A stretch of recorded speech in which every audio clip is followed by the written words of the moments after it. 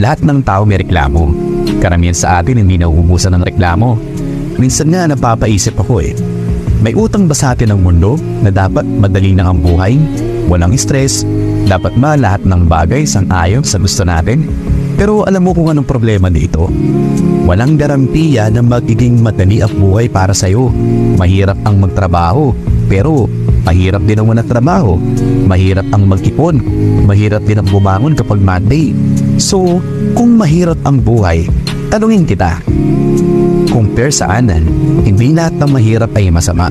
Mahirap ang mag-aral, pero ito ang makakatulong para makapasa ka. Mahirap ang mag-exercise, pero ito ang makakatulong para maging healthy ka. Mahirap ang magtiyaga, pero ito ang kailangan para sa magandang hinaharap.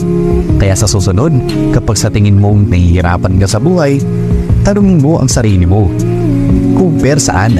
Baka kasi hindi mo pala kailangan ng magaang buhay. Baka pala ang kailangan mo ay baguhin kung paano ito tinitingnan. Yakapin mo ang mahirap na buhay. Kasi kung hindi mo kakayarin ang hirap, paano mo makakamtan ang tunay na kahulugan ng buhay?